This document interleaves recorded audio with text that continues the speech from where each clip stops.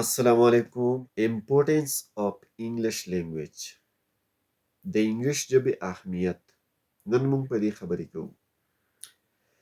ژبه د کمیونیکیشن، د انفارمیشن، د شیر کولو دپاره، د کنورسیشن دپاره، د ډسکشن دپاره، یو بل سره د خپل فیلینګز، جذبات، احساسات او خیالات د شیر کولو دپاره ژبه یو بنیادي ذریعه ده. This is the source of all type communications.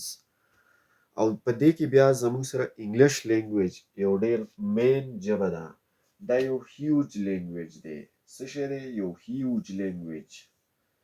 هیوج لینګویج دا ځکه دی چې د دې په ذریعه باندې موږ ورلډ وایډ د ټولې دنیا سره موږ کمیونیکیشن کولی شو. بل د دې نه علاوه دا ژبه چې ده دا د مختلفو علومو یو چابي ده. This is the key of all sciences. Right? This is the key of all sciences. د دې نه علاوه دا زموږ سره یو انټرنیشنل ژبه هم ده. انټرنیشنل ژبه دا ځکه ده چې د دې ژبې کوم ویونکي دي او کوم سپیکرز دي د دې، نو هغې خلکو ترقي کړې ده. هغې په ټوله دنیا باندې راج کړی دی.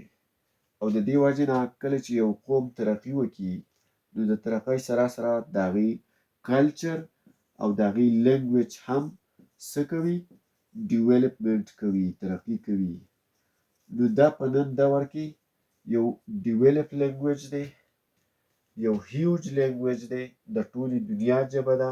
دا یو لینګوا فرینکا ټایپ ژبه ده. لینګوا فرینکا هغه ژبې ته ویل کیږي چې د دې په ذریعه باندې د ټولې دنیا خلک چې کوم دی د یو بل سره خبرې کوي.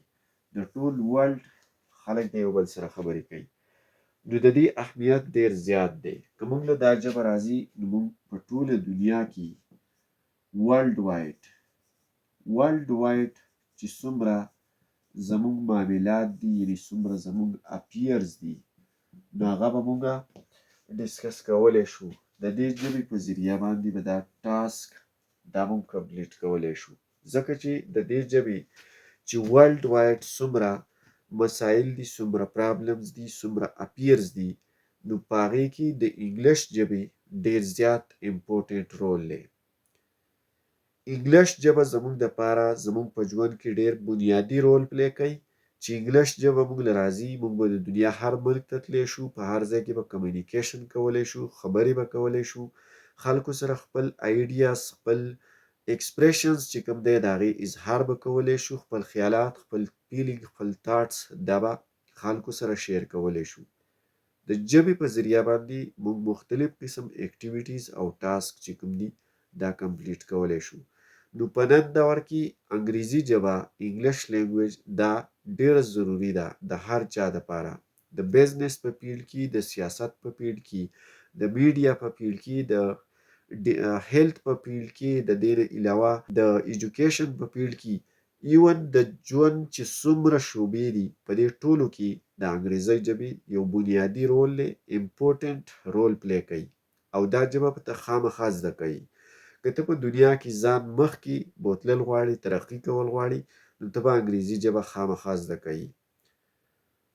دې باندې نن موږ تاسو ته دا کلاس اخیستو او د دې کلاس مطلب زموږ دا دی چې یاره موږ په دې پوهه شو چې موږ په نن دور کې څنګه ساینسي علوم، ټکنالوژي او دا څیزونه ضروري دي. د دې سره سره انګریزي ژبه د انګلیش لینګویج علم، لرنینګ او سکیل دا هم ضروري دی چې موږ دا هم زده کړو.